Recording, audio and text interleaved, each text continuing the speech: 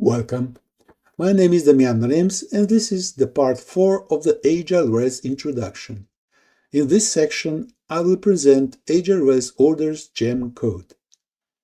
AgileRails order gem has been generated as Rails engine. In addition to standard engine code, there is some AgileRails specific code in the initializations file. If plugin requires additional routes, they can be added here and called directly from main application routes file. The point is that you can load routes at specific point of the routes file. If plugin contains image assets, the code for adding them to main application is defined here. And lastly, all form paths must be added to internal Agile object. That is how AgileRails will know where to look for form files. Let's look for application-specific code. There's no code in controllers and no code in helpers. We have standard model definitions and a new kind of application menu which is positioned left to the edit frame. As you can see, tables for partners, sectors and cost centers don't need any control logic at all. Form definition is the only code required for entering data into these tables. More complex data entry program, of course, need some additional program logic. Let's look at the order form file. First specific option is that order number and doc number have S text field option. This is because data entry field for filters is created from the field code found in the form section. Since these fields are read-only type, resulting data entry field would be read-only. That is why field is redefined as text field. Same would apply to text area data entry field, since it would spoil the dialog. Next, let's examine Order Document Action button on the form. When clicked, Ajax code will be executed. Agile action run will be called, which will load order control module and call order to PDF method. Button will be active if order has any order items entered, and it will be shown always.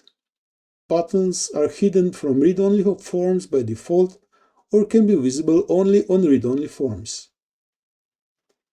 Moving forward, there are other data entry field definitions.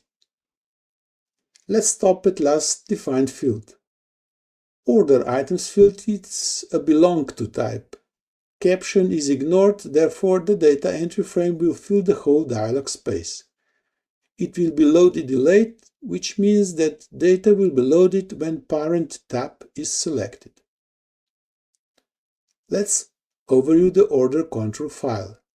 Order control has default filter method, which again shows to the users only orders where he is a proposer or orders created by him.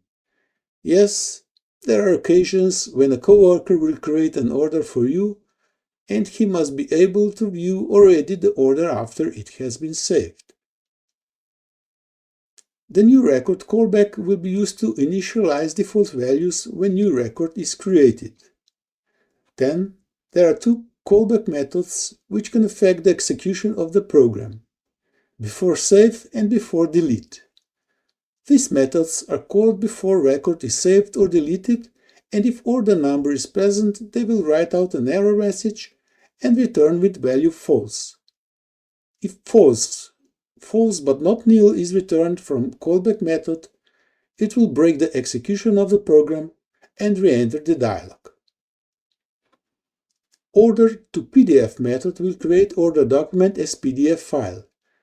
Return value of the method is a PDF file name, which will be opened in the new browser window. The purpose of button to PDF active method is to enable order document action button on the form. If the order has records in the order items table, then the order document button is active.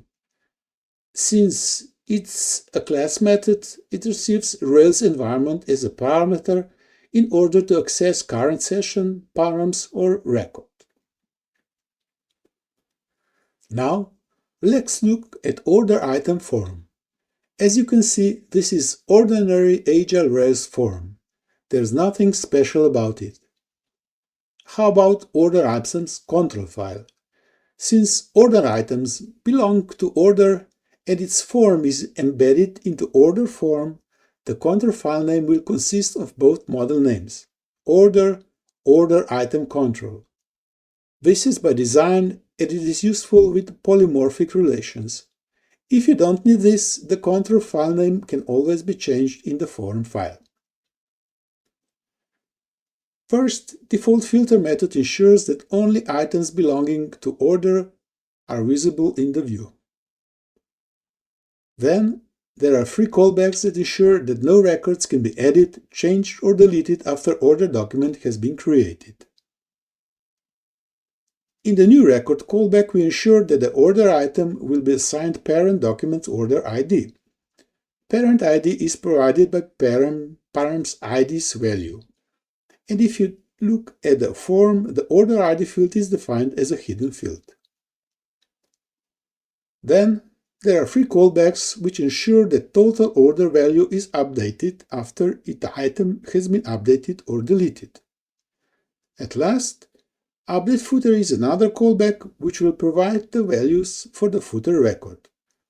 Footer record is shown in the last row of the view. This is the end of part 4. In my next video, I will present how to create a data entry form.